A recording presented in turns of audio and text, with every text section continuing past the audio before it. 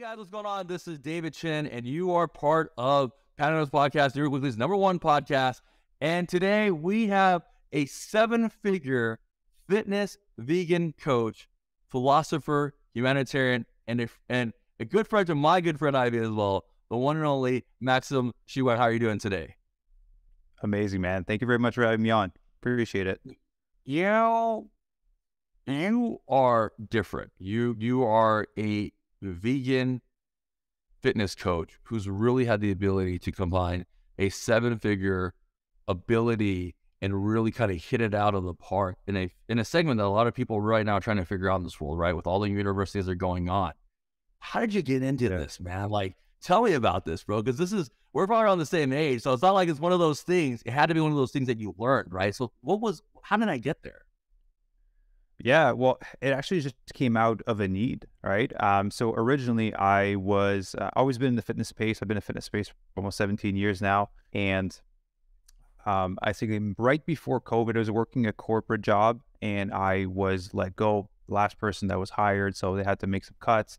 And I was like, you know what? I'm done working for someone else. If they made bad financial decisions, then I would suffer from their decisions. And so I'm just going to work for myself.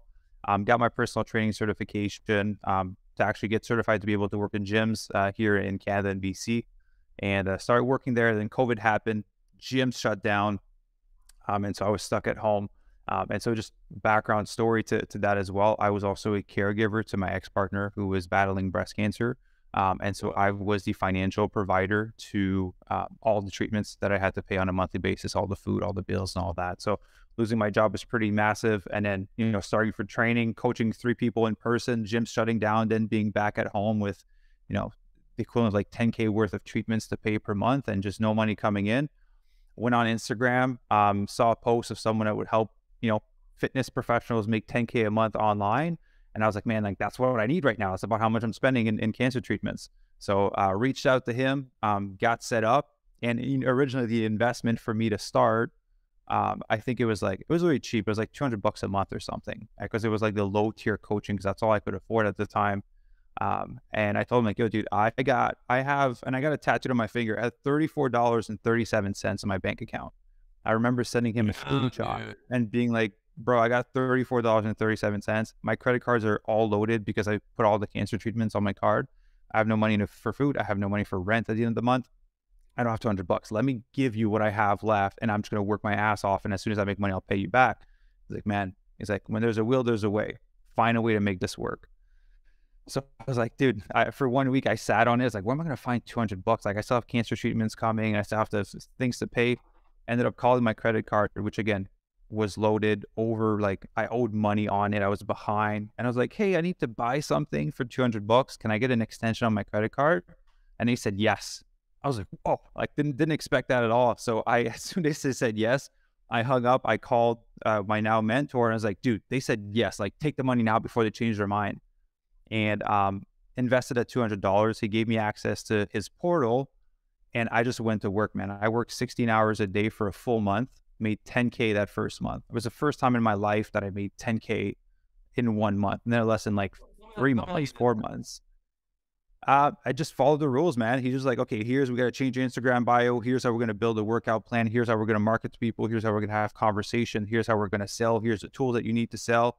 He literally laid it all out for me. And so made 10K that first month, I think 15K the second month, and then 20 and 30 and 40 and 50, and then just kind of kept growing from there. But yeah, honestly, if that credit card company didn't give me the $200, I don't know where I would have found it to be able to start that. So it was kind of like a blessing within the rough situation that I was in, but that's how I got started. Basically, it was more of like, I need to do something because I have like thousands of dollars of treatments coming out of my bank account. Damn, dude. I mean, it was gonna be teary-eyed a little bit, man. I recently lost my aunt to cancer 6 months ago. We've all lost someone, right? I lost one of our good guests. She fought cancer for 9 years. She stayed around, and she was a guest last year, named Jessica. And I understand, what people don't understand is the type of man you had to be. I think that's the hardest thing we talk about, right? Like, yeah, people, I feel it's hard to comprehend. It is, and I feel you, brother, with all this compassion, empathy, because for you to be vegan, you are a very empathetic human being. That is why Mm. you're that. And I know that. I can feel it in my soul, and I can feel it in my bodies, and I can feel the chills. You're probably eating some chills too. And I can't imagine, and I've been there as an entrepreneur at least 1,000 times, but your journey in business was based out of pure love. And I want to congratulate you on that and everyone here listening to that, because although we're talking about a figure fitness coach who's been able to pull this off, and you can learn a lot of methods and inspire from him. What you really have to understand is this man here that I'm sitting in front of did what most people have a hard time doing. They'll run away and they'll walk away. They'll make excuses. They'll do every reason why it's not going to work. They'll quit and they'll actually say it's not going to work in their heads, and they'll walk away. And no matter how many times you said that, no matter how many times you cried and you prayed, you just got up and you kept walking and going. And guys, that is the fucking journey of a business person, of a human being, of an actor and actress. I think of it like I go to 20 clients. It's like going to 20 freaking, gigs, and hopefully I'm going to get one, even though I'm an managing partner. And I've done 8-figure businesses, right? And Yeah. the difference is the people that actually just stop and quit and blame themselves and hate their lives and think everything is terrible. And the ones like you who don't even have time to bullshit about it. Like, you can't even think about it. And that's why I keep telling people, like, there's no time to think about this negative stuff. And you went through it. And Yeah. how did you heal? How did you stay sane with yourself? How did you allow yourself to still grow and grind and be so loving and not quit? What was that motivation for you on a consistent basis to do that? Yeah. Well, love was the reason why I went into it, obviously, and why I stayed. Um, and what kept me going? A good friend of mine always told me during hard times, this too shall pass. Um, and whether it was good times, this too shall pass. Hard times, this too shall pass. Right. And so I always saw it as like, one day she will heal, one day things will be better. And so, like, why quit when someday is going to come? Right. And I had my own personal experience with, like, attempting to take my life away and just having this moment of clarity of, like, my life's not going to be like this forever. And eventually it will get better. And if I do something stupid now, then I will regret it in the future. I'm going to miss out on so many amazing things. And so the concept of this too shall pass, that things don't last forever, that eventually things will get better, whether it takes, a week, a month, a years, or in this scenario, it was 5 years. I just knew at one point it would get better. And so to me, I never got to the place where, like, it's dark and it's never going to get better, because if that was the case and I saw no end to it, then yeah, I probably would have quit like most people. So for me, it was just changing my perspective on the whole situation of, like, hey, I'm here for a reason, right? I love my ex-partner, and this is going to pass. Eventually, it's going to end, and then at the end of the day, God put me here because there's something for me to do. There's something for me to learn. There's a way for me to improve, and so yeah, that's what kept me going. It was not the easiest thing. It was the most obviously challenging thing I've ever had to do, and you saw from my resume, like, I've done Iron Man, I've done bodybuilding, powerlifting, I've done all this crazy competition, but that's just for, like, a short period of time. So to be in it 24/7 for, like, almost 5 years straight, yeah, just mentally you start to change simply because you're constantly in that environment, and that becomes kind of your norm, right? You don't understand how people are living normally, and they have the freedom to do different things and to travel and to do certain activities or whatever it may be. You just kind of forget about that, and that becomes your norm because you live so much in that world. And I feel like that was kind of helpful to help me to continue to show up, if that makes sense. You know, 100%. I think, I tell this a lot of people, and my listeners, when you look at a young kid and you see how conditioned they are and the innocence, if they're lucky to get that, it's about 8, 9, and 10, man. And then the reality starts kicking it, right? Like, we're number 10, and Yeah. right? But there's a real innocence and beauty and love. And when I think about you and the situation you did, and you had to shift your perspective, and I think a lot of people don't understand that. It's so hard in life. Like, there's no manual in it. and things happen to you that you don't need to happen, right? That you don't necessarily deserve to happen. There's no reason why these things happen, and it's so hard to contemplate. And the only thing you can do is look at it from an angle of gratefulness and positivity and time spent and the ability to think forward. Because what I realize, the same thing with you, when you're backing in a corner, there's two people that happen. The ones that sit there and stare at the train and gets hit, and the other person just gets out of the way and think about it, just keeps running. That's us. Yeah. And in life, when shit like this happens, you got to keep running, and you did that. And I am sorry that you had to go through a journey, and my thoughts and prayers with your partner. And I am very, as a man to another businessman, I'm very proud of you. We don't say that enough in this business world, even though I've just met you, because that's a real man, bro. I'll tell you straight up on this show, from all my listeners, you're a real man for things that you've done, dude. And the world needs more men like that and more people. And I could definitely see, how amazing person that you are for doing that. And you talk about the next step, though, man.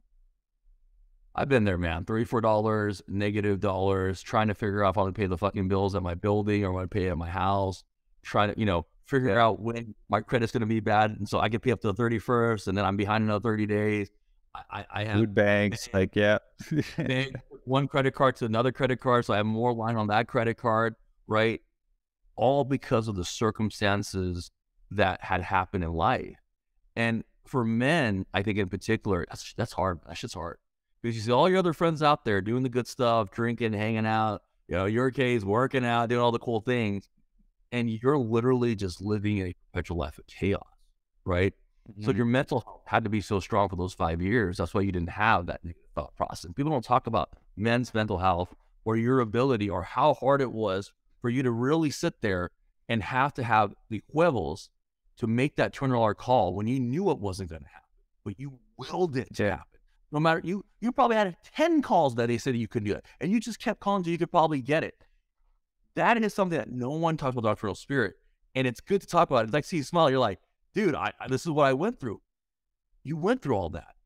How did you have the balls to take the $200, the last 200 you had, and do this program? And tell us the name of this program and what you did with that $200. But how did you have the balls to do that first? Yeah. Well, it was like, at the end of the day, like my willingness to work has always been there, right? Grew up on a farm. So like my parents made us work really early, a lot of work. But I always had the willingness to work. So that was never the issue. The issue was always the vehicle that I was in to generate that money. And so, I did the whole corporate thing. I only had one corporate job, and that was that one that I would let go of. And I was like, I don't like this world. I don't want to be in it. I always knew that I wanted to work with myself because I really genuinely hate answering to other people. And so when I had that money, I was like, well, it's not an issue of like, I can't get 3 jobs because everything's shut down because of COVID, right? So I'm like, you know what? Like, I have my personal training certification. I have a decent following online. Like, let me just give this a shot. But like, if it doesn't work, it'll be because of me that it didn't work, because I'm going to give it 110%. And so I basically just took a bet on me with that $200. It was not, I'm taking a bet on my mentor because I know he had a proven track record of doing it. I'm like, if this doesn't work, it's because of me, because I didn't make it happen. And so I was like, now that the power is in my hands and I can't put blame on other people, let me do the work. And so that $200 was a bet on me that I would be able to get myself out of the situation, and not that potentially something could go wrong or that I could blame circumstances or people. It was just like, it was a pure bet on me that I would be able to make this happen. That was a move. As I think you asked like who it was, right? So his name, Vince Del Monte, awesome mentor. He's been with me for all over 3 years now at this point. So it's been a game changer for me, and he's helped a lot of my buddies kind of be in the same position as well. So it's been a life-changing. That's why I've been able to kind of, live in LA, meet Ivy, get engaged to Ivy, and move around and travel. Well, let me tell you, man, it made sense and all worked out. And I love the discipline. You talk about events like some of our good friends, have talked about when they're in the fitness field, hate eating, right? I have Mr. Olivier friends, IFBB friends, NFL athletes, everybody. And they know the amount of digestive pressure it takes. And now they're blending chicken. I mean, good Lord. I mean, it's just so many calories, right? Yeah. You can't do the whole, when we were in high school, eat hamburgers anymore because now we're a little bit older and this thing called cholesterol, right? So you eating hamburgers woke up anywhere, right? Now it's like, what? You're gonna think the same bill my parents take? Atrovastin? What the heck, right? You know what I'm talking about. So as you're building the secret, you're going from there. And he's helping you set up the secrets. What are some of the things that you found that you would give advice to for people that want to get into any social media field that were doing it wrong? That are some key takeaways that you would suggest that they could do to become better? Yeah, absolutely. So first of all, build a good product, right? If you're just getting started, just build an MVP, get a few people in the door, but go on high ticket. The high ticket road has always been the way to go, at least in my opinion. If you don't have a large following, like for you to make, 2,000 sales at $100 for you to make some decent revenue doesn't make sense. I had a really small following when I started, so going high ticket at the time was like $1,000, and now we bumped it up to like 8 or 10,000. But high ticket is the way to go if you have a small following. Build an MVP at a discount, get feedback from people that we build it the way that they want to, and then just improve from there. But at the end of the day, just take care of your people, right? Make sure that they get good results, that they're satisfied with the service you provided, and then just by itself, right? People are going to talk, going to refer people, and it's going to grow from there. And patience, right? This too shall pass. This phase of, right. And as you get feedback from people, you get more results, and as that builds up, it just builds momentum in and of itself. If you're doing a good job at coaching people.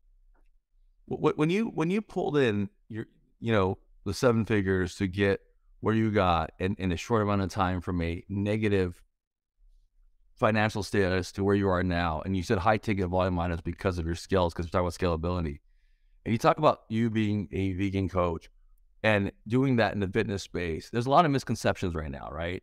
And so, some of it is like, you don't need protein. Some of it is this stuff isn't good, that stuff isn't good. What have you seen from a super athlete like yourself on the products that are being sent out right now, and how bad are they for our health, and how are they causing things like cancer, inflammation, hypertension, all the issues that are out there?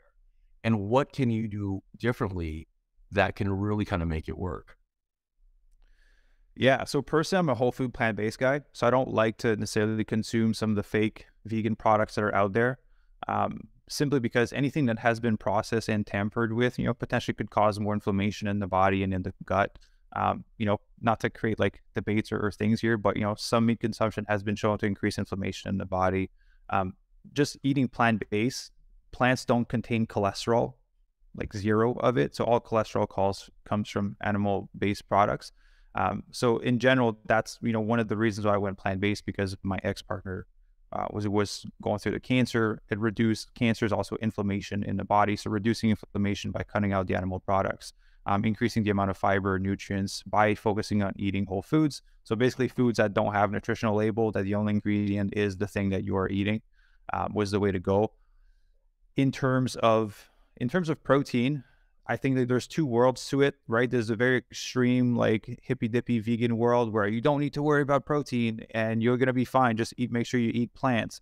Like if you do that, like great, like you'll be healthy, like it's okay. But at the end of the day, you do need to have a certain awareness of how much protein you're consuming, especially if you want to have a nice body and you want to have a good body recomposition, so have a little bit more muscle and have less fat. Protein is super important because you want to be able to build muscle and retain some muscle as you're training, as you're going through your fat loss phase. So I always recommend people go between like 1.2 gram to 2 gram per kg of body weight for their protein intake. And we've been able to help over 600 people transform, obviously with the training and the calories, but with that protein range, and have amazing shift in body composition and build muscle. So you don't need as much as the world of bodybuilding would recommend if you're a natural athlete. I'll add that. If you're within that range, you have more than enough protein by consuming things like tofu, tempeh, some natto, some hemp, some nuts and seeds, some grains, and things like that. And soy won't boost your estrogen in men or women, right? Soy has actually been shown to be cancer preventative for breast cancer and for prostate cancer. As is if you're eating organic and non-GMO soy, of course, right? Because it has a thing called phytoestrogen in it, which people associate to like it being estrogen as like the female hormone estrogen, but it's different. It's actually like really beneficial if you want to help like fight off cancer for men and women. What's crazy about that, and you talk about all the things that are happening, the amount of like fake foods and bad things that are basically in the US compared to other parts of the world, right? Like Skittles. That's Oh, crazy. yeah. Dude, I heard Skittles, bro, and I was like, my mind was blown because I just remember like tasting their rainbow, right? It's Skittles. And it was like the worst thing for kids, right? And like, I can't remember how many Skittles we've had, right, as kids. You know, and you look at the I ate consumer a base, lot. why things are being treated differently here in other parts of the world, you know, and how that's kind of messed with the evolution of the fitness industry, which is then messed with the evolution of social media, right? Because now you have all these different guys who are saying all these different things about fitness who aren't certified, who might not have the ability, might have about things that you've gone through and understood that. When you see things like that and you're and pushing it through and you see the wrong ideas that are being pushed out, how do you educate people more on the right ideas and the right things that are happening? Because there's so many myths on what you're doing, what you're eating, and the amount of protein that we're intaking, and clearly it's causing health problems, right? Yeah. So my favorite was just to lead by example, right? You know, I see so many, and I'll be honest, I've done a few of them, like these debunking videos when like, what's his name? He's getting sued, Liver King, right? When Liver King was kind of making, yeah, when he was making his videos about like eat testicles instead of vegetables and things like that. So I made some videos about that. And I made probably 2 or 3 of them. And I was like, damn, I just don't like the negativity that it's putting out. I'm basically like saying someone is saying false information to promote what I'm saying. So I just reverted back to what I've always done and I knew best, which is lead by example, right? If right now we've helped 600 people in under like 3 years to help transform with eating whole food plant-based, right? When you really think about it, when you're sick, like what are you craving? Fruits and vegetables, like a soup, a stew. You're not craving like a steak when you're feeling sick, right? So your body naturally knows what it wants when it wants to feel better. And so like with eating this way, we help 600 people. And as we progress, man, the goal is 10,000 by 2033. So because my ex-partner passed away, and it's going to be 2 years this upcoming Monday. And so when she passed away, I made a mission for myself to help 10,000 people get lean, thrive, and disease-proof their body by 2033, which will be the age that I will be when she passed away. We had a big age gap. And so, yeah, so it's going to be 10,000 by 2023, and I'm just going to keep going from there. And so as I help more people, the proof becomes undeniable that you can absolutely do it that way, right? So that's kind of why I'm doing it that way. I like it that way, man. I think with social media, we talk about the 10,000 people and helping people.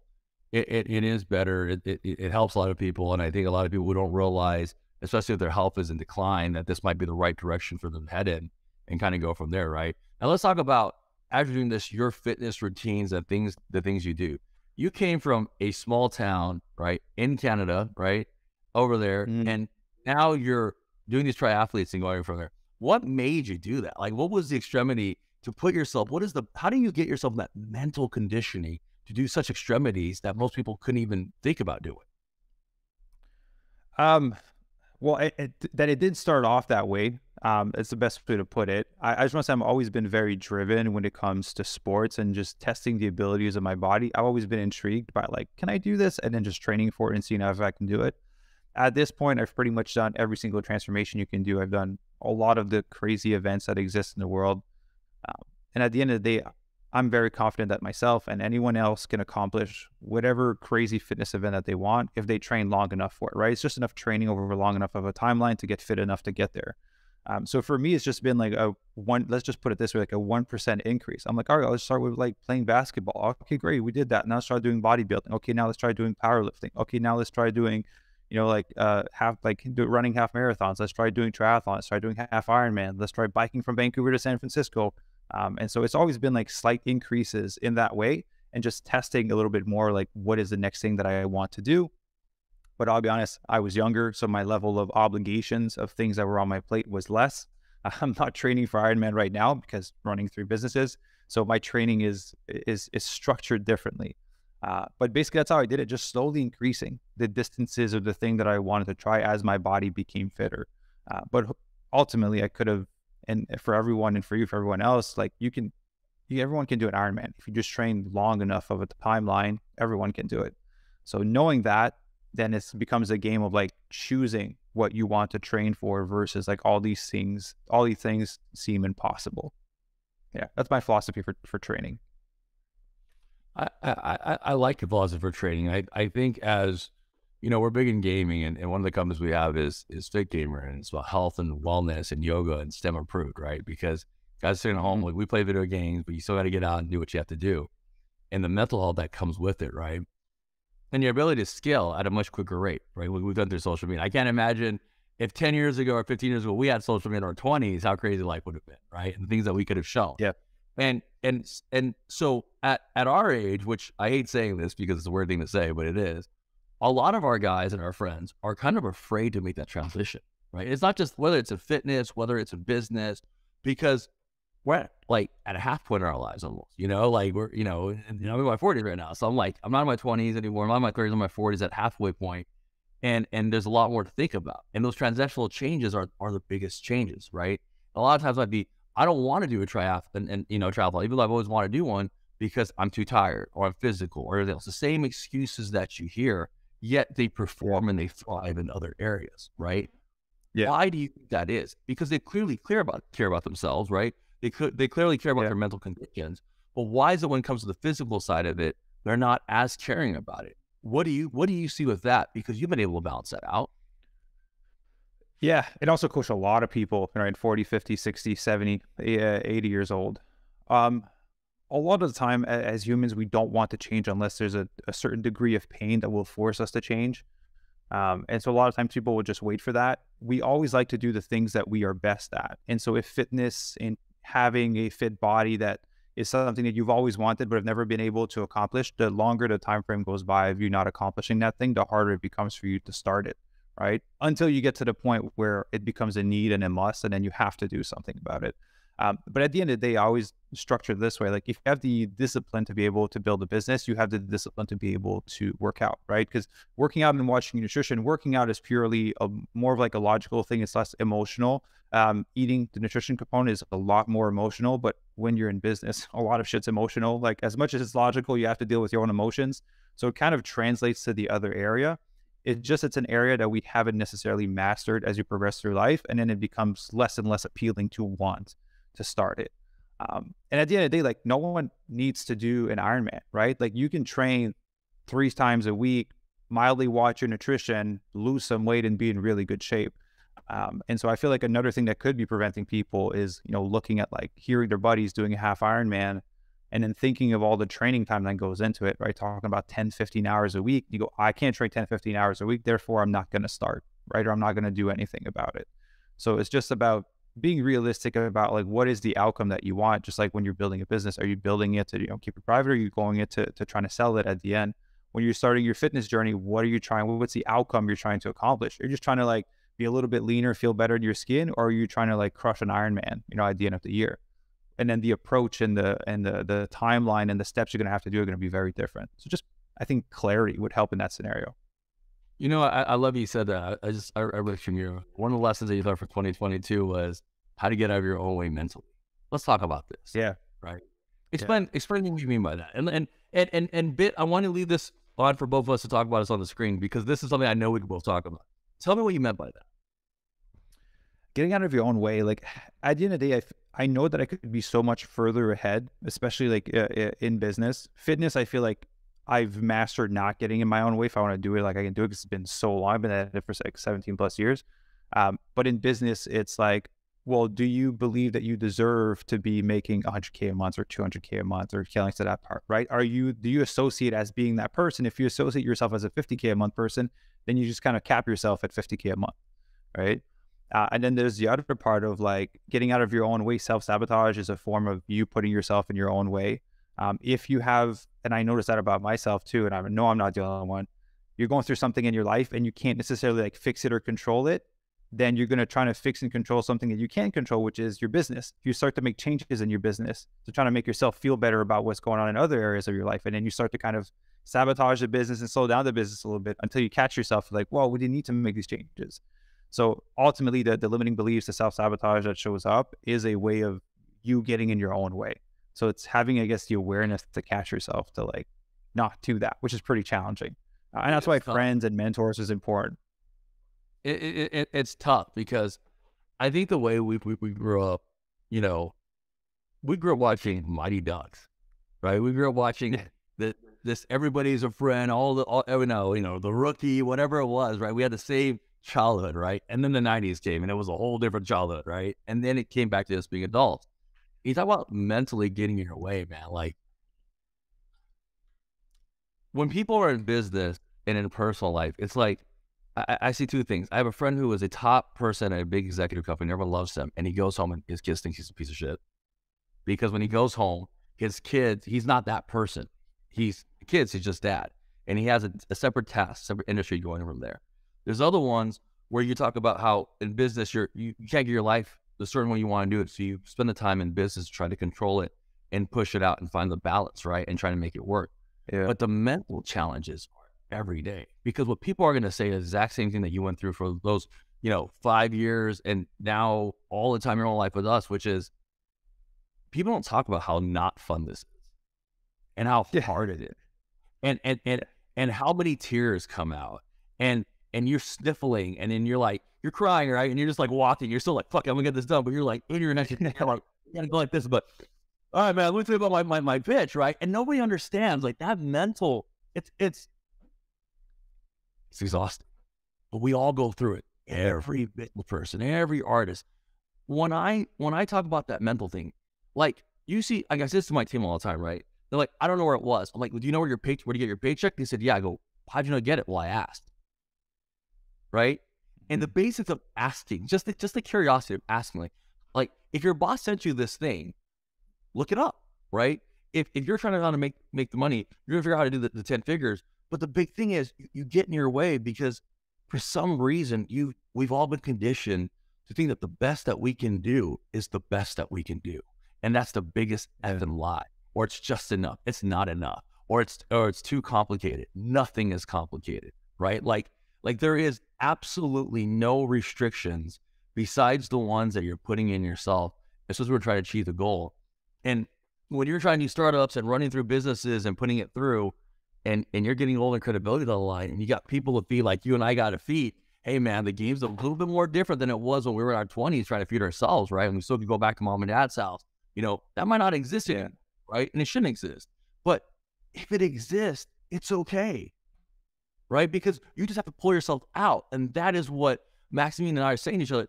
Fitness, business, podcast, you can pull yourselves out because we both had to. And I do it every day. And I'm sure you do it every day. And as a business person, I don't lie. Very successful, but every day. Every day I'm stressed. Every day I'm tired. Every day I'm wondering if I'm doing the right thing because I want it to work, because I care about my people. Just like you care about people. Yeah. And your purpose, my purpose are more different, right? You're doing the health of the world. I'm doing the same thing, but I'm doing it through gaming for everybody in the world, right? It's the same thing. Mental health, inclusion, doing the right way, and putting that together and just trying to be a better world, right? Kind of the way we were taught, right? That seems to have kind of changed.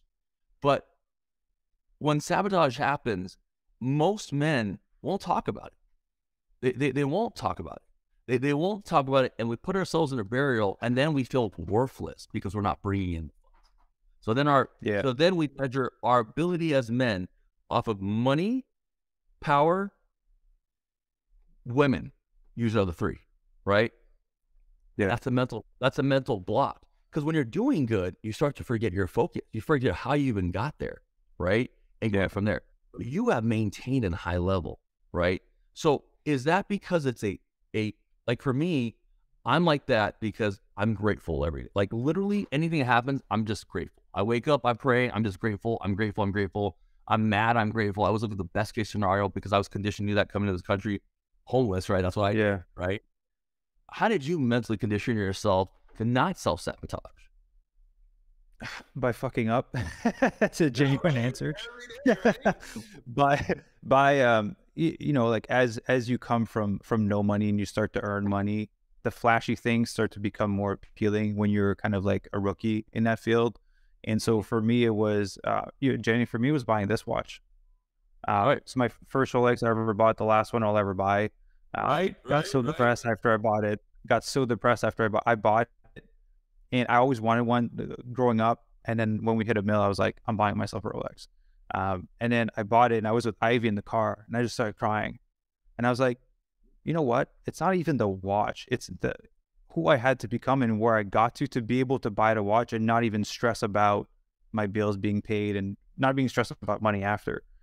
And once I bought it, after like 2 days, I was like, well, it's just a really fucking expensive piece of metal on my wrist. Like it doesn't change anything. And so like I was gonna resell it because I was like, I don't see any value in it. I'd rather just invest the money. I don't get any value from it. But now the Rolex's price are down, so I'm gonna wait a bit. But basically, like buying that made me realize, like, fuck, like if I get the car, like when I buy the bigger car, the bigger house, like nothing's gonna change. So we actually, Ivy and I just simplified our life a lot more to just focus more on experiences versus us buying expensive shit. And to me, like that was the wake up call of like, check yourself, basically, stay in line. You know, it's crazy, man, because I think we grew up in the same conditions. And so all you ever saw on TV was like Uncle Phil, right? And every person, we grew up with MTV Cribs. We grew up with everybody talking about flash and bling and cars. We grew up thinking of money and chasing money in ways that we saw from Wall Street and those type of movies. And you said it. I mean, I can almost relate. Like when you get those nice things, it's that those tears are like, thank you, God. Just thank you. Like, thank you for me finally been pulling off, right? Yeah. And then you feel kind of like a dick because you're like, man, I shouldn't even spent this, right? Like, you're like, man, like, if I'm so grateful. But I think that's what makes people, I think that's what makes guys like us always work in this world, because not many people will be truly appreciative of the moment and not cry because they got the Rolex, but cry because the journey that got them to get the Rolex.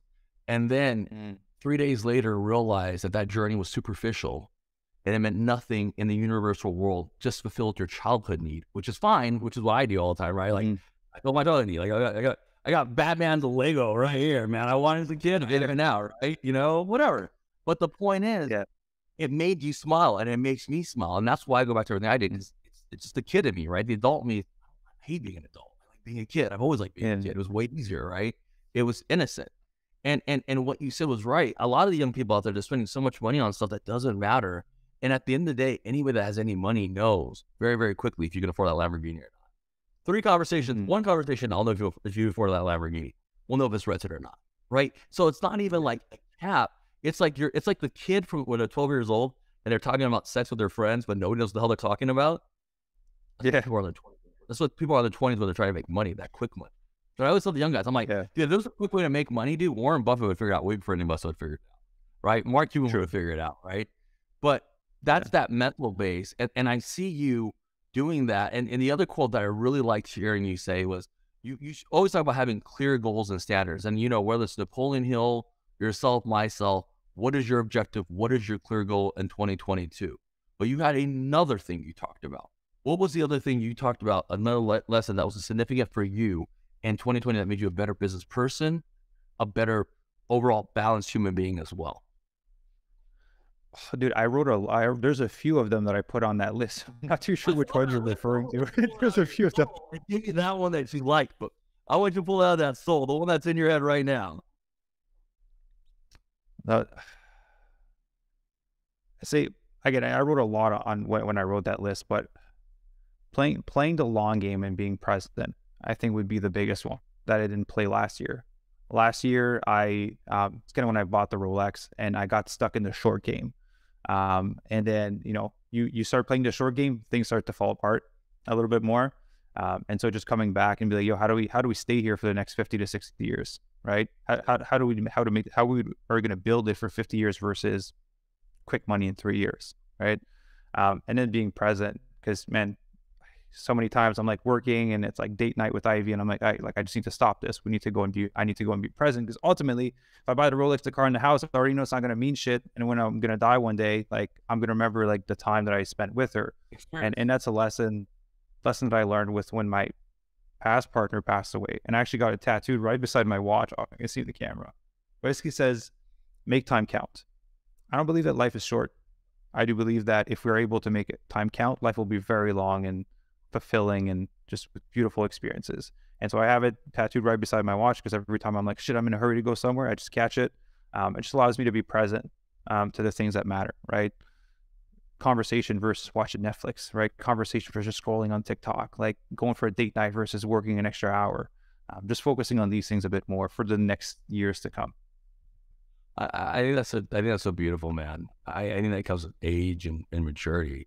I can tell you, my 30-year-old me would have never understood that. 40-year-old me absolutely understands that, right? And I think there's a certain, if you're younger and you can just take advice from both of us, it will save a lot of hardships, a lot of heartbreak, and a lot of just being present is so significant because you never know when you can. You know, this morning I sent this to my partner. I think you'll love this story the most. You know about crappy ideas and shit that doesn't work really good, that really want to make it work. Look at Sharknado, Yeah. right? Like the movie is like 8 of them, right? But some person relentlessly pitched it over and over and over and over and got 6 of them. And it's the worst movie. Yeah. They got 6 of them, right? And if they can pitch Sharknado or Rotten Tomatoes, you can pitch anything and get it to work and believe in yourself, right? And that's that value, man. And that's like, where can people find you on your sites and your social medias to learn more and have more of your fitness journey and be part of this amazing experience that you put out? Thank you. I appreciate that. Honestly, just fitvegancoaching.com. If you go on there, the link to the my podcast is on there, Instagram, Facebook, YouTube, all the social platforms that exist. Everything is linked on there. So very easily find me there. Just Instagram, it's Maxime S_official. That's where I post the most amount of content. Those would be the main places. People want to learn how to eat, not necessarily 100% plant-based, but eat a bit more plant-based. They want to level up their mindset. They want to level up their fitness. Always trying to provide valuable content that will help people, ultimately get lean, thrive, and disease-proof their body, because that's the mission. Yeah, absolutely, man. And I appreciate that on your journey. And, the last thing I like to say is you've gone through so much in life. And I think you're at a peace and a point. So that's a peace versus an endpoint where it's kind of slowed down and it's starting to balance out. And we're always trying to do our best to maintain that. What great piece of advice, one piece of advice would you give our listeners, whatever advice it is, in life or in business, that you like to share with the world? Nothing lasts forever. So if you're going through a hard time right now, it won't last forever, right? If you're going through a good time right now, it won't last forever. So just knowing that things are never everlasting. When you're going through hard times, appreciate them, because they'll make the good times that are coming even better. When you're going through a good time, appreciate the good times, right? Because some rough time is coming. So just basically that nothing will last forever. So if you're going through a hard time, like there's an end to it. Like, don't quit, especially if it's something that's important to you. Like, you'll see it through. At the end of the day, I believe that anyone can have success, whether that is in business or in fitness, as long as you just don't give up, right? Because ultimately, as soon as you stop trying, the chances go down to 0. So if you show up, even if you just show up, right, you just increases your chances of succeeding. And, some people have a little bit more opportunities, potentially a little bit more blessed than you are. I'm one of the less blessed ones. And I know, David can kind of connect with me. Like, if it takes me 20 years to get to where I want to, great. 30, 40, 50. If it takes me until I die to get there, cool. At the end of the day, I'm not there don't be there for the end destination, be there for the journey. Can't remember what the quote is. The man that loves walking will walk further than the man that loves the destination, right? So just whatever you're doing, enjoy walking, whether it's business, whether it's fitness, whatever it may be, just enjoy the walk. Because once you get to the destination, once you buy the Rolex, you buy the car, there's going to be something else that you're going to pursue after, right? So realizing that these things are just little checkpoints along the way that won't make a difference. It'll just make you feel good about yourself for, 10, 15 minutes or maybe a week max. And then you're going to have to continue moving forward after. So yeah, that would be it. Wow, man. I love it, man. Nothing lasts forever. Stay present, enjoy, love. Man, dude, you've been through so much. I love to get you back on our podcast a little bit down the line. I would love that. You're amazing. I can spiritually, I think we're on the same vibration, the energy. I can feel it, and the world appreciates you, man, and your journey. And thank you for sharing such a personal story, because I promise you, you're helping somebody out there cope through what they need to cope through. And like Max says, it doesn't always last forever. So just keep fighting through. For David Chen and Maxime, we will see you guys next time on Pat and Alex Podcast. We'll see you guys soon. Stay safe, stay loved, be empathetic, and be compassionate. Good night, guys.